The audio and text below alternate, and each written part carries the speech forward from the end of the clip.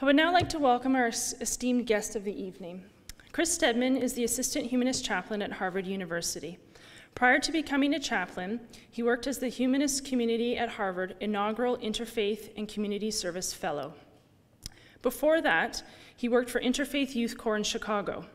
Chris received his master's in Religion and Pastoral Care and Counseling from Meadville Lombard Theological School at the University of Chicago.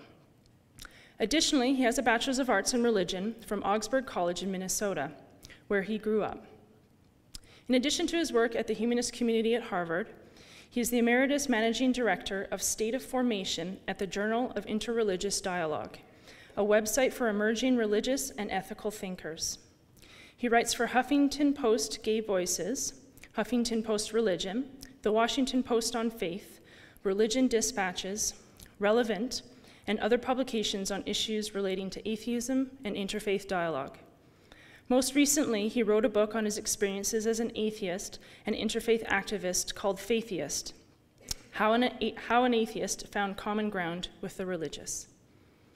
In his work as the Assistant Humanist Chaplain at Harvard, Chris helps facilitate Harvard's community of atheists, agnostics, and the non-religion with a team of 5 others. Among his biggest responsibilities are coordinating the humanist graduate community at Harvard, running a program called Values in Action, an interfaith outreach and community service arm of the humanist community at Harvard that hosts monthly civic engagement opportunities open to all students, and being able to meet with anyone who wants to talk or needs someone to listen to. Chris's areas of interest include atheism, humanism, agnosticism, skepticism, interfaith cooperation, LGBTQ identity, Islam in America, Islamophobia, community service, and social justice. Please join me in welcoming Chris Stedman.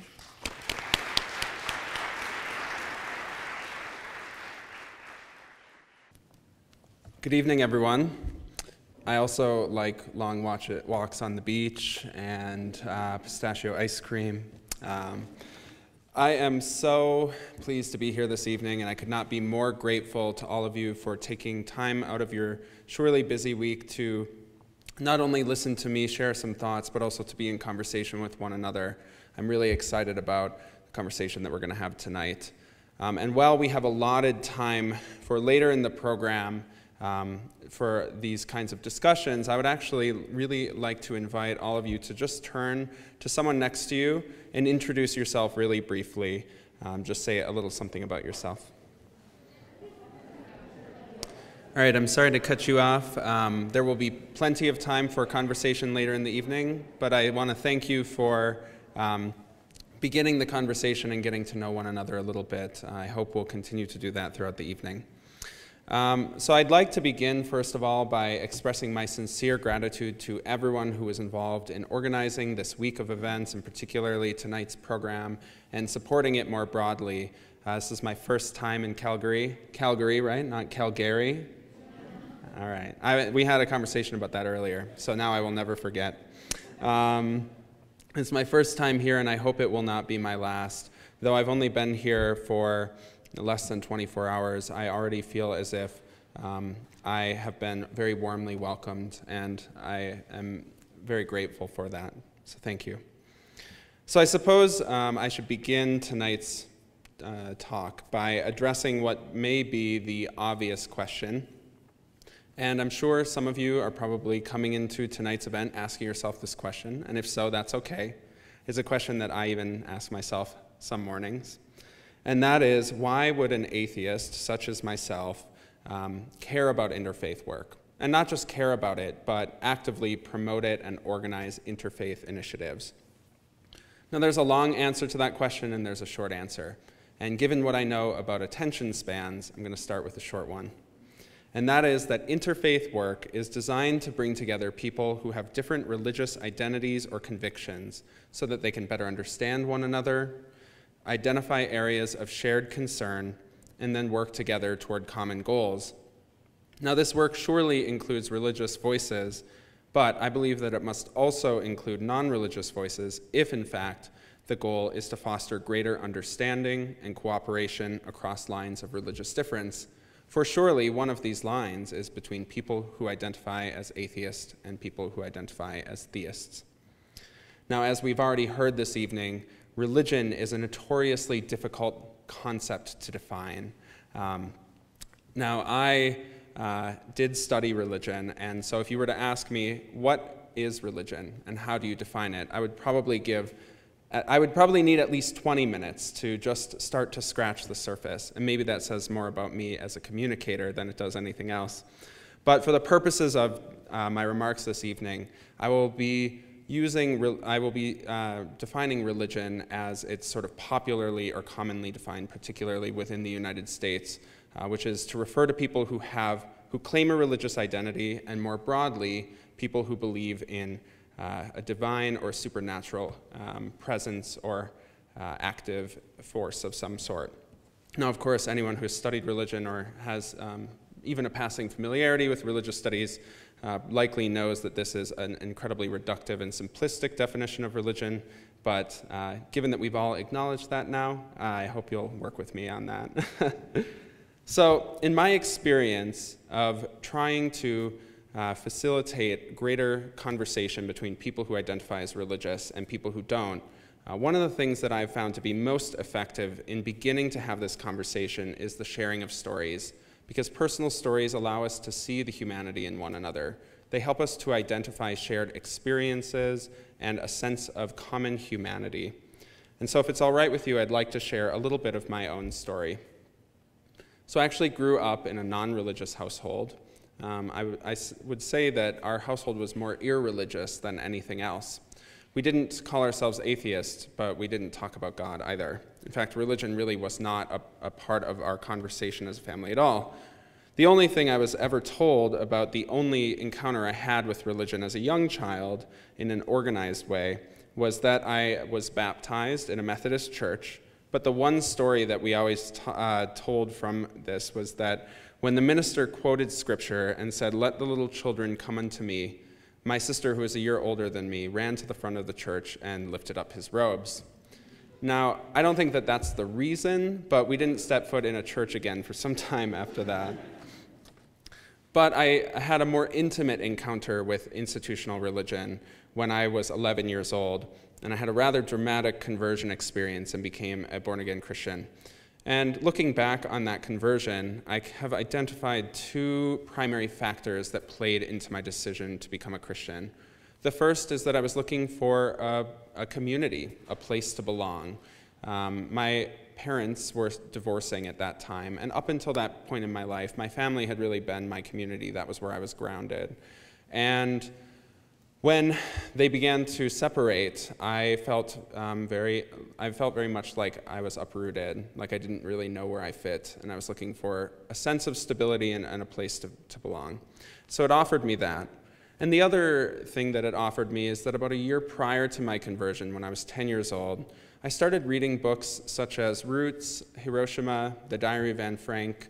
These were books that not only increased my awareness of the fact that I lived in a world where people could treat one another in such inconceivably dehumanizing ways, but they told the stories of what it was like for people who experienced those things in such a way that I could not help but feel as if these things had happened to people that I knew and loved. And it was really quite traumatizing.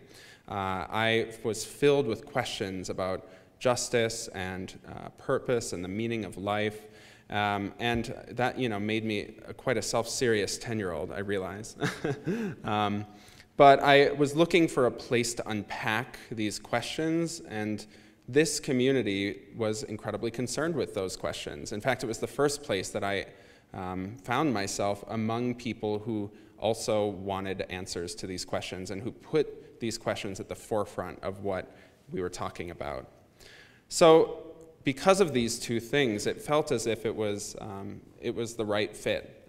This idea of God was new to me, but it seemed to be the sort of binding element of the community. Everyone else who cared about the same things that I did, who cared about justice and who cared about community, said that the source of those things was God.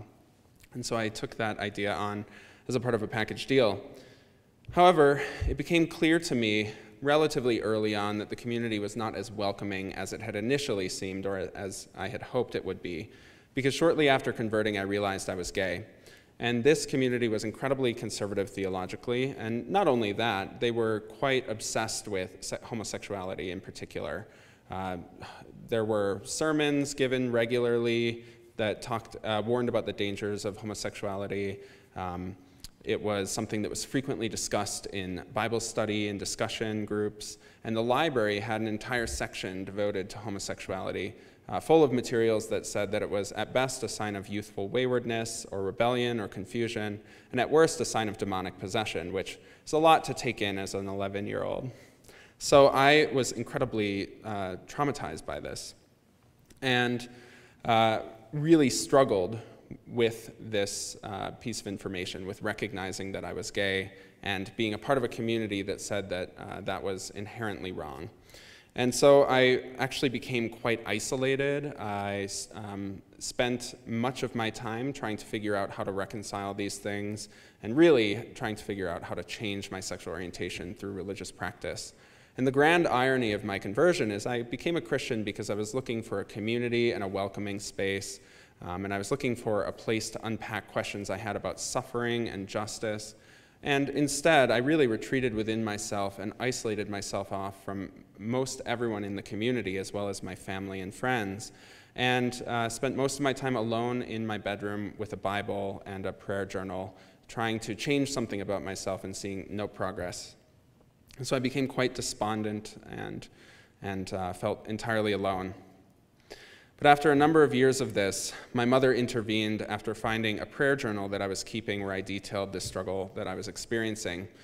She went to the phone book and called up local churches in the community and found one with a minister who had a different perspective on homosexuality. And she took me to speak with him the next day.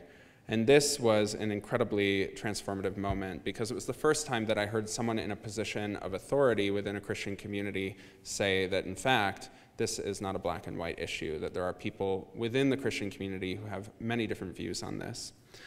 And so I began to move into more progressive Christian communities, and I found acceptance and love during a time when I was beginning to come out and was really struggling with bullying and with being the only openly gay person in my community at my high school. And so I found in the Christian communities a safe place and a welcoming sense, which is precisely what I was looking for when I was younger.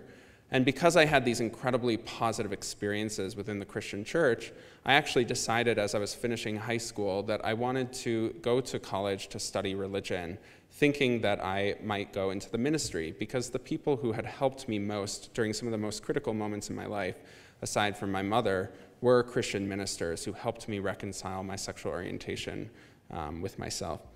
And so I decided I wanted to help other people who struggled with issues such as that, as well as others, and the people I knew who helped others were ministers. But once I got to college and began to study religion, I really started to I started being challenged about what it was that I believed and why I believed it. In fact, it was my religion professors who really pushed me to think critically about what it was that I believed and why I believed it, what the foundations of my beliefs were.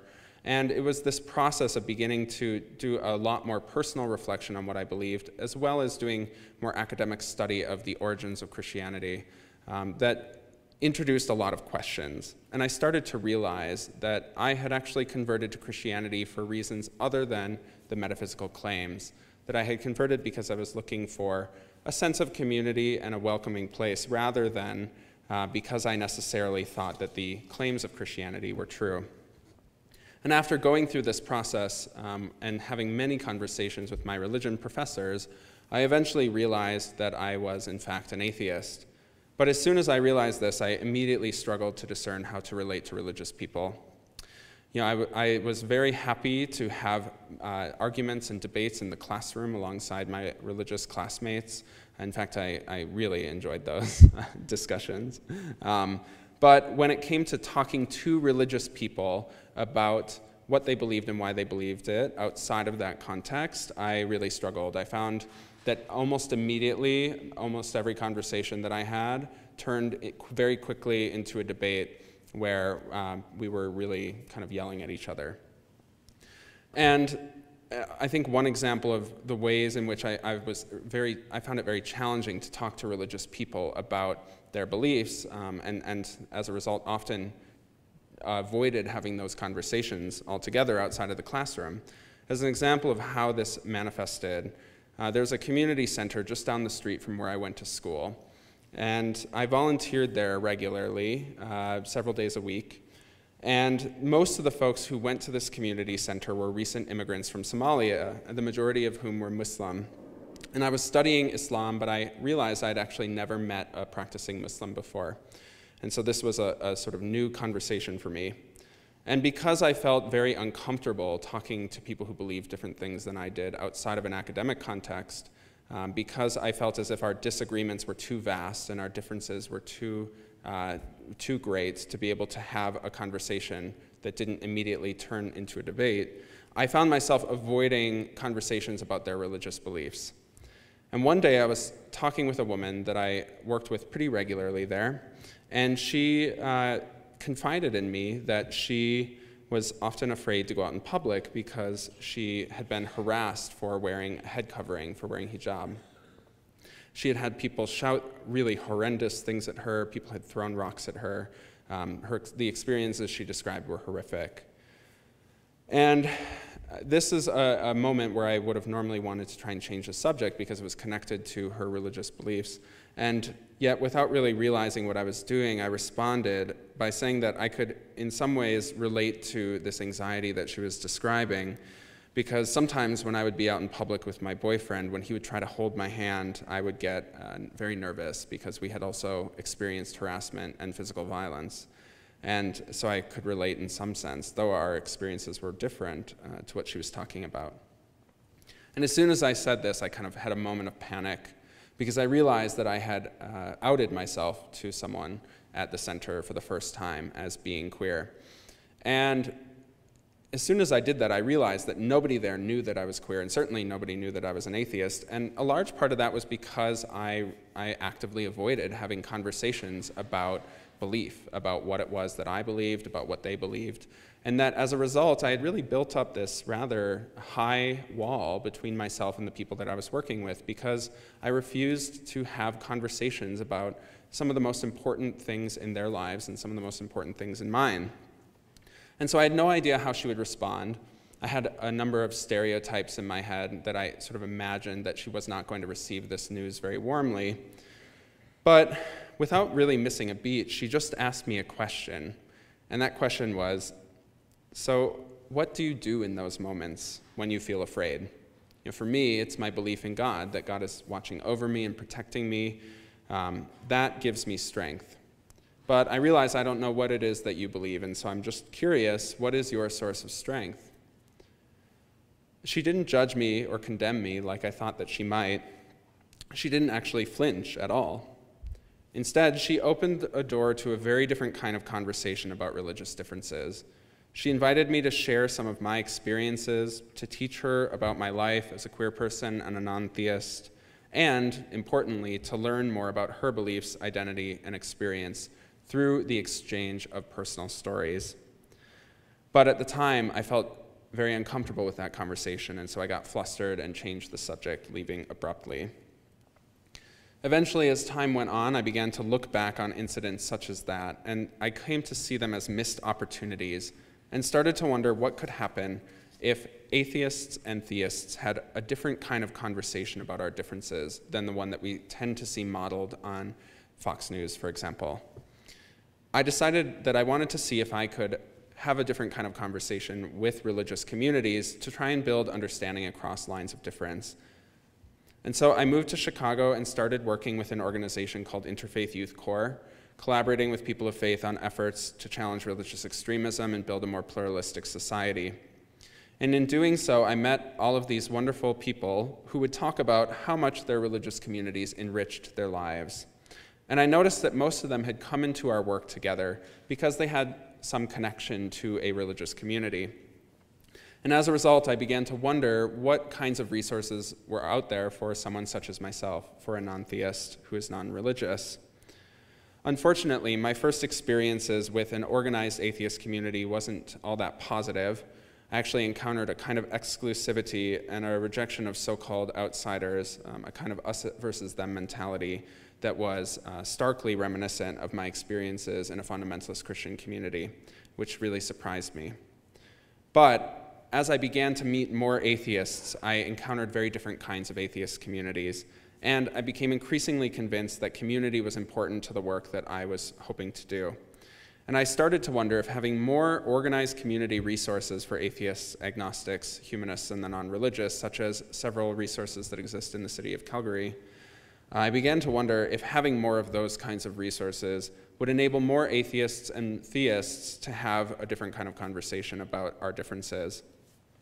Sure enough, a few years later, I read a really excellent book called American Grace by Robert Putnam and David Campbell. I highly recommend it, this book reflects on a number of years of research that they did on the lives of religious Americans. And one of their biggest findings, I think one of the most interesting findings, was that religious Americans are much more civically engaged overall than the non-religious in the United States. So they give more money to charity, both religious and secular. They're more likely to volunteer in their communities or run for political office. In the words of Putnam and Campbell, religious Americans are just better neighbors than non-religious Americans overall. But there's a complicating finding, which is they also discovered that a non-believing spouse of a religious person who participated in her or his partner's religious community was just as likely to be civically engaged as the believing spouse. And they found, based on this discovery, their speculation is that the correlation between religiosity and civic engagement in the United States is less about belief and more about belonging.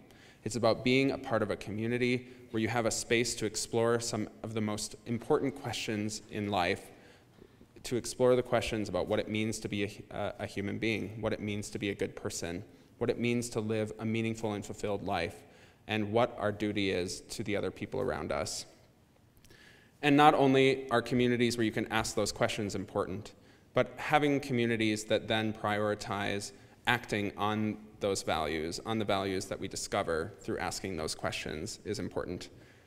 And so they suggested in American Grace that communities for atheists, agnostics, and the non-religious could serve a similar function in equipping the non-religious to be more engaged.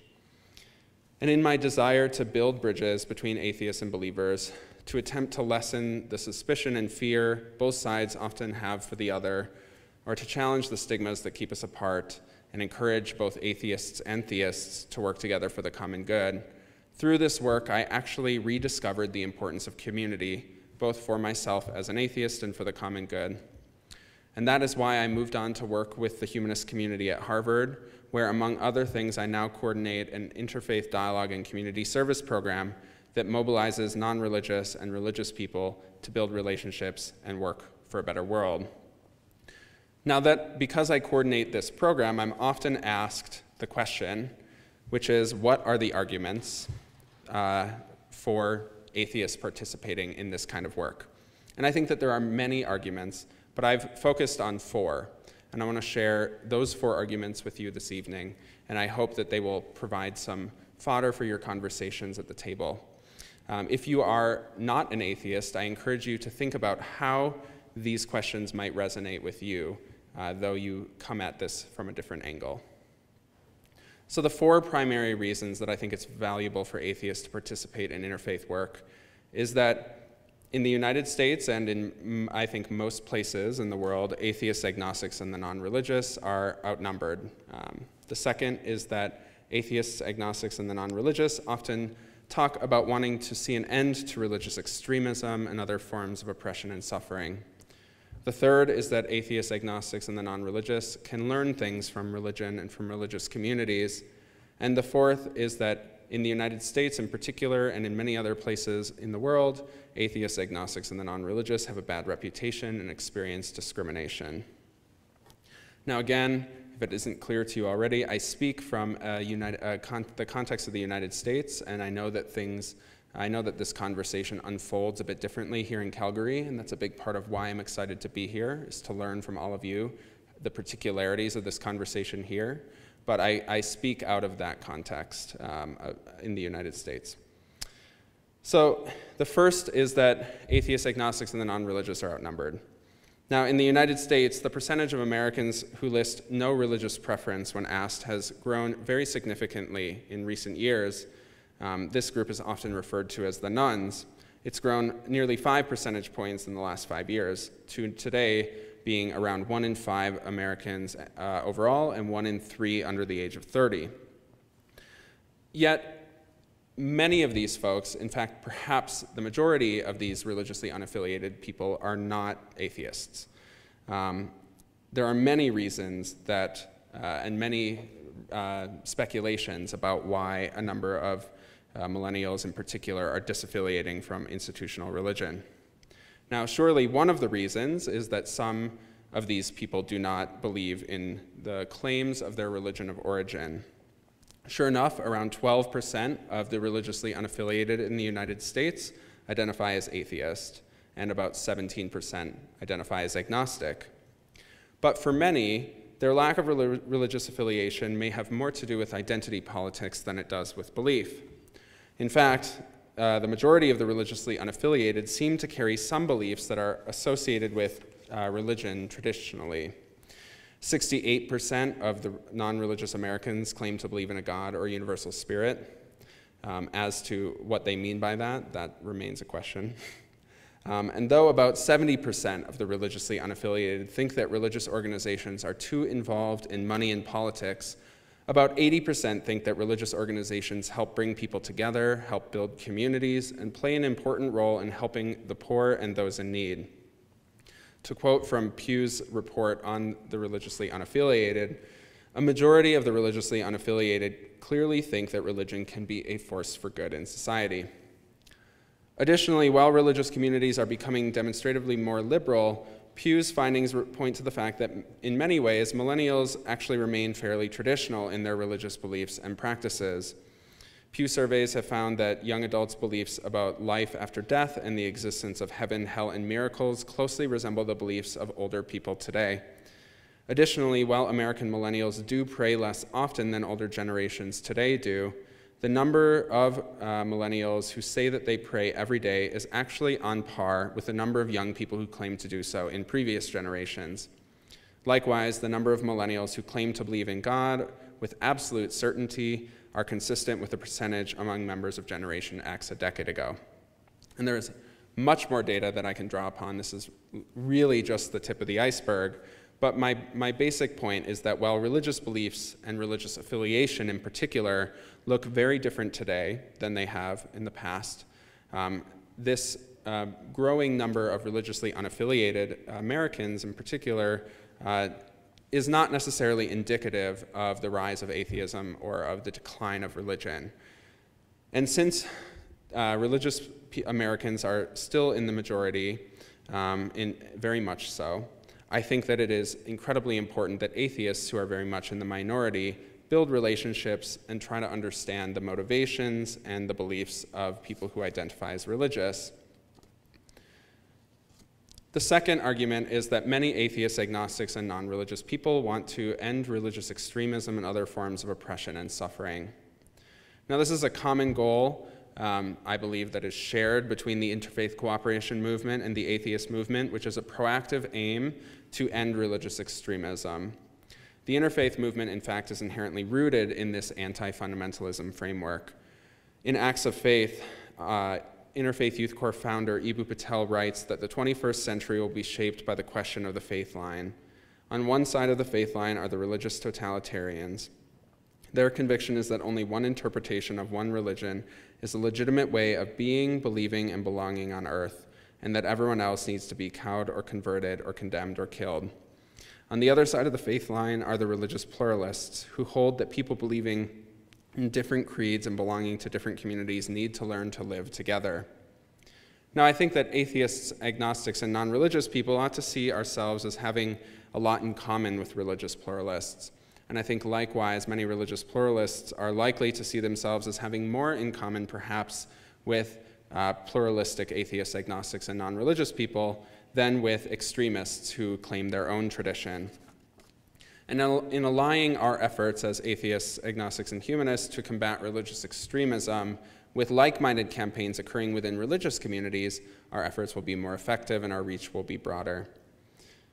In Ethnic Conflict and Civic Life, Hindus and Muslims in India, political scientist Ashutosh Varshney noted that the likelihood that inciting incidents between Hindu and Muslim communities in geographic proximity in India would lead to widespread or long-term violence was significantly less in communities where civic ties across lines of identity difference already existed, where they had built relationships and knew one another. But in communities where these ties were non-existent, inciting incidents between Hindu and Muslim communities provoked extensive inter-identity violence. Thus, as efforts to build intentional relationships across lines of religious difference demonstrate, these invested relationships are essential for avoiding conflict and decreasing the influence of religious extremism. The third argument that I would offer is that atheists, agnostics, and humanists have a lot to learn from religious communities. Now, these mutual interests that religious communities and atheists, agnostics, and non-religious people have can never be identified if we fail to recognize that religious communities actually have a fair amount to teach atheists and humanists. Robert Putnam argues that diversity is actually quite important to building strong and sustainable communities, and he extends this to religious diversity.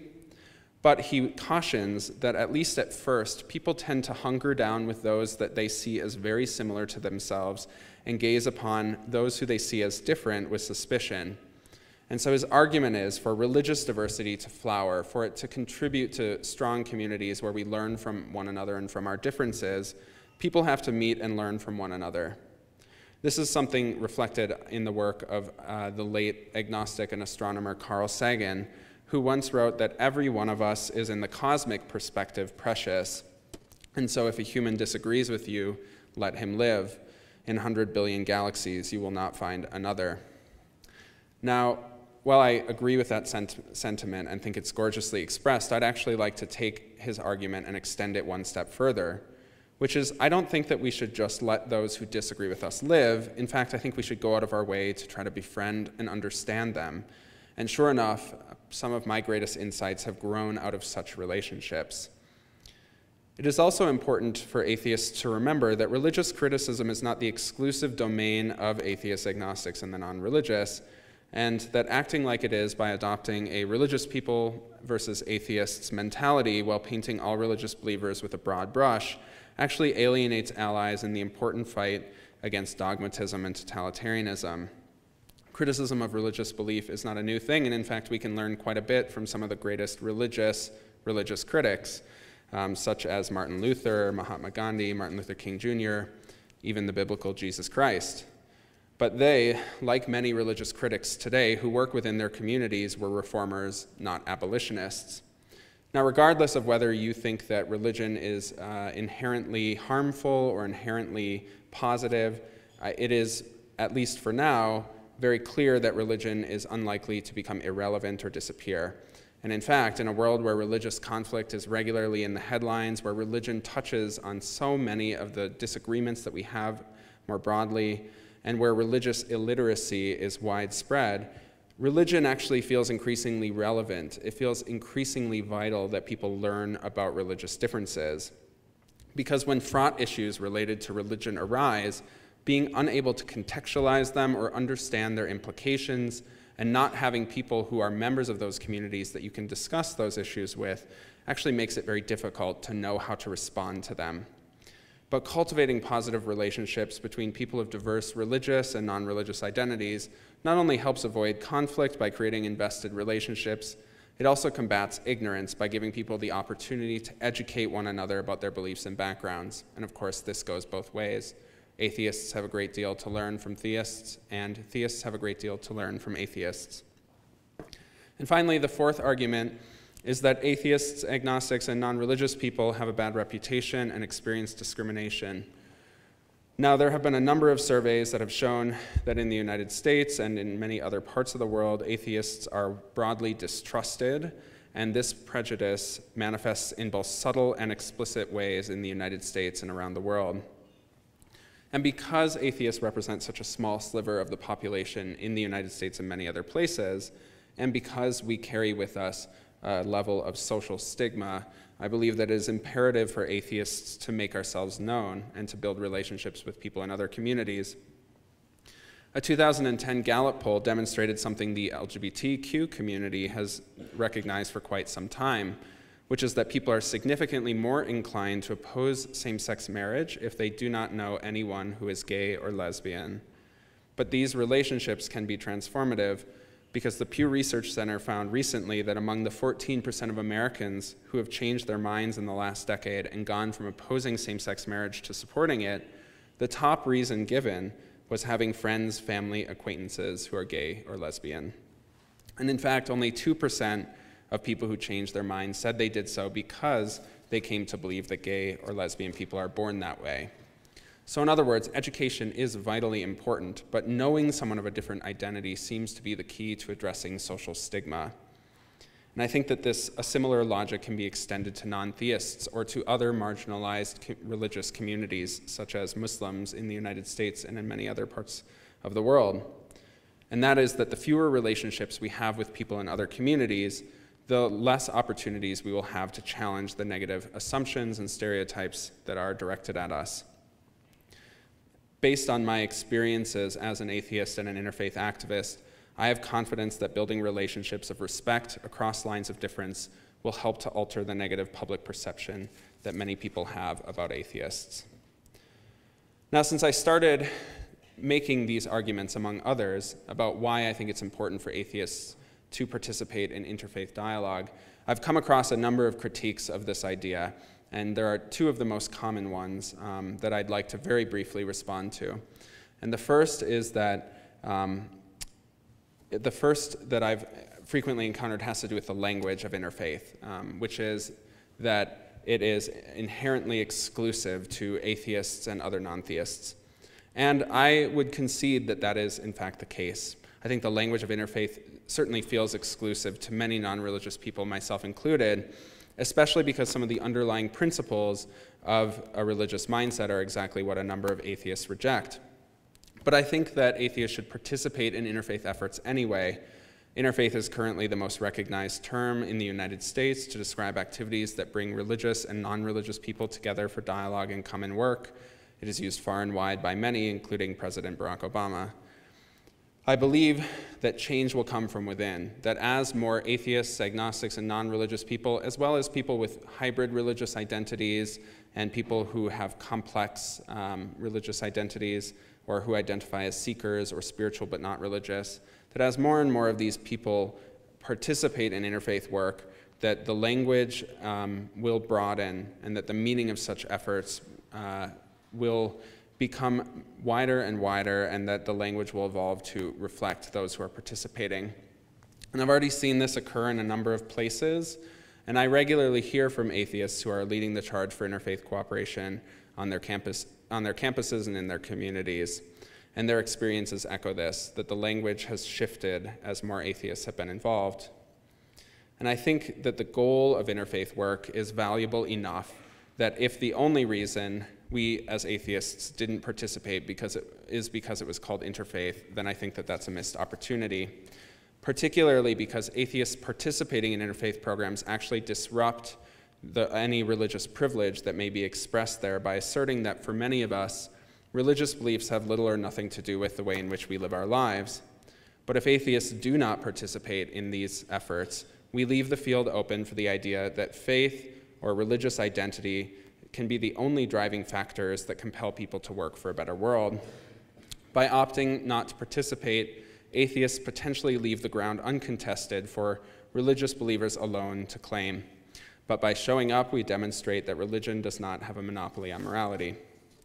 And the second common critique is that there is a concern about religious criticism and whether participating in interfaith dialogue means that you have to bite your tongue about disagreements, that we all just have to sit in a circle and sing kumbaya, if you will.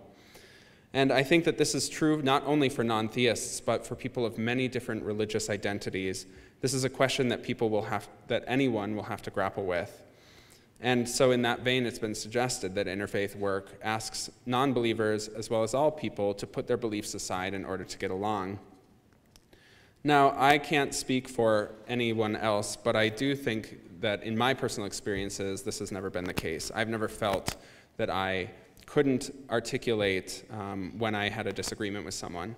And in fact, what I have found is that this forum is perhaps an ideal context for us to articulate those disagreements. I think that you can be strongly and honestly critical about other people's beliefs while acknowledging that they have the right and the freedom to believe those things. This is where I would like to quote Christopher Hitchens, which I know may surprise some people. But in a debate with Tony Blair, he said, "I propose a pact with the faithful. As long as you don't want your religion taught to my children in school, given a government subsidy imposed on me by violence, any of these things, then you are fine by me." And I think that this is a sort of bare minimum, but that is a start for creating a space for atheist religious cooperation on important matters like the separation of church and state, education, and scientific and social progress, while also allowing everyone to be open about their disagreements. In fact, I think we are more likely to be open about our disagreements and be open to a conversation with other people who do not share in our views if we have trusting relationships with those people. You know, I've often had very strong disagreements with people that I work with in interfaith contexts, but one of the things that I've found is that I'm much more able to listen to them if I like them, if I know them as a human being, and if we have a relationship. And similarly, they are much more open to hearing any critiques or concerns that I might have because we have this relationship. In fact, I've talked with a few people who said that they had heard similar critiques as to the ones that I articulated before, but that these positions had been presented so disrespectfully that they had made no impact, and in some cases had closed that person's mind off from even entertaining such an idea. And they said it made all the difference that they were treated with as intellectual equals, as people with respectable goals, rather than just mindless adherents of some stupid religion, if you will. So I don't think that we should de-emphasize our disagreements. In fact, I think our disagreements are perhaps one of the most important things that we can talk about. But in a world that's fixated on conflict, I think we can put more of an emphasis on discovering what our agreements are and then building off of that to getting into these more difficult conversations. Surely we will not agree about everything, but I think that interfaith spaces where atheists and theists come together to talk about our differences, built upon a foundation of mutual respect and a desire to understand our differences, are an ideal forum for us to recognize that even in our disagreements, we ultimately all have to share this world. From there, from that baseline, we can begin to see that the world would actually be a much better place if we were in relationship with people outside of our own communities, that we can accomplish more by working together. At Harvard, with our Values in Action Interfaith program, we have so far packaged over 130,000 meals for food insecure children and raised funds for that, among doing other things. And one of the reasons why that has been possible is because we have combined our resources as many diverse communities, as atheists and humanists, and many different religious communities, and we've been able to have a much broader impact. And in doing that work together, we've also been able to have conversations about where our agreements are and where our disagreements are. And the relationships that we've built in the process are an example of the fact that I think we can in fact break down the walls that so often keep these communities apart, the stereotypes and assumptions that exist about atheists and about religious communities, by reaching out and beginning to build relationships through sharing our stories with one another. As an atheist and a humanist, I believe that it is up to us to build the world that we want to see, because in my eyes, it is extremely unlikely that any divine or supernatural force is going to do that work for us. That means that our communities are going to have to find ways to work together. Thus, as a so-called faitheist, I place my faith in the people around me, in the people here tonight, in humanity. We may not agree on whether or not there are any gods or supernatural forces, but I hope that we can agree that building a more just world for all people, religious and non-religious alike, will require that we find ways to not only live together, but to love one another as people who deserve dignity and respect. After all, in the words of the late astronomer and agnostic Carl Sagan, for small creatures such as we, the vastness is bearable only through love. So let's come together and make the vastness just a bit more bearable. Thank you all so much. Thank you.